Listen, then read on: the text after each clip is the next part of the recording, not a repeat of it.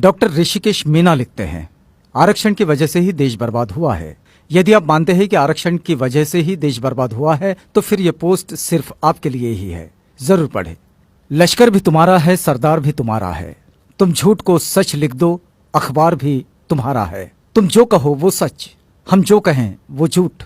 मुल्क में नफरत का ऐसा तूफान मचा डाला है। कुछ बुद्धिमान बोलते हैं कि आरक्षण ने देश को बर्बाद कर दिया है। अब आप बताइए कि देश आजाद होने के बाद 14 व्यक्ति देश के राष्ट्रपति बने, उनमें से कितने आरक्षण वाले बने? 15 प्रधानमंत्री बने, उनमें से कितने आरक्षण वाले बने?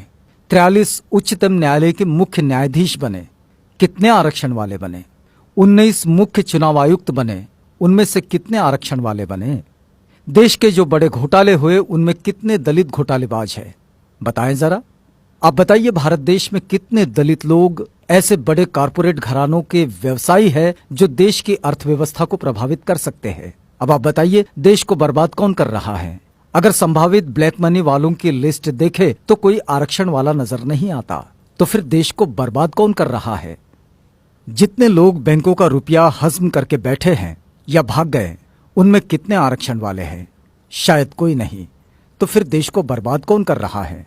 बड़े बड़े ठेकेदार जो सरकारी ठेके लेते हैं, रोड बनाते हैं, सरकारी बिल्डिंग्स बनाते हैं, उनमें कितने आरक्षण वाले हैं?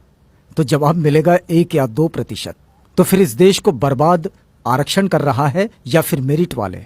जब ब्लैक मनी लिस्ट में एक भी नाम रिजर्व कैटेगरी के लोगों का नहीं है, सारे नाम जनरल के हैं, फिर भी कुछ बेवकूफ कहते हैं कि देश को रिजर्वेशन वाले बर्बाद कर रहे हैं।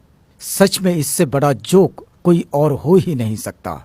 बोफोर्स तोप घोटाला, कॉमनवेल्थ घोटाला, आदर्श सोसाइटी घोटाला, सत्यम घोटाला, कालाधन घोटाला, स्टाम्प घोटाला, यूरिया घोटाला, चारा घोटाला, सुखराम टेलीकॉम घोटाला, शेयर घोटाला, चीनी घोटाला, बहुत लंबी सूची है इन घोटालों की।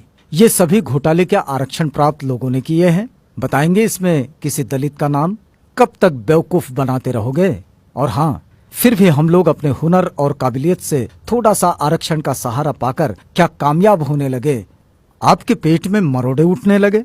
जिनको अपनी थोथी मेरिट पे घमंड है और आरक्षण से परेशानी है, वो अपने बच्चों को 5 साल वहां पढ़ाए जहां गरीब बच्चे अभाव में रहकर पढ़ते हैं। फिर देखना सारी मेरिट हवा न हो जाए तो कहना।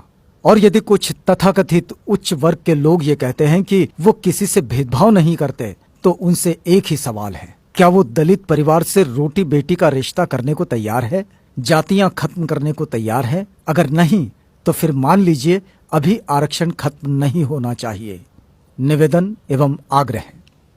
समस्त SC/ST समाज, आपको सिर्फ 10 लोगों को ये मैसेज फॉरवर्ड करना है और वो 10 लोग भी दूसरे 10 लोगों को मैसेज फॉरवर्ड करें इस प्रकार: 1 = 10 persons। ये 10 लोग अन्य 10 लोगों को मैसेज करेंगे और इस प्रकार। बस आपको तो एक कड़ी जोड़नी है, देखते ही देखते पूरा देश जुड़ जाए।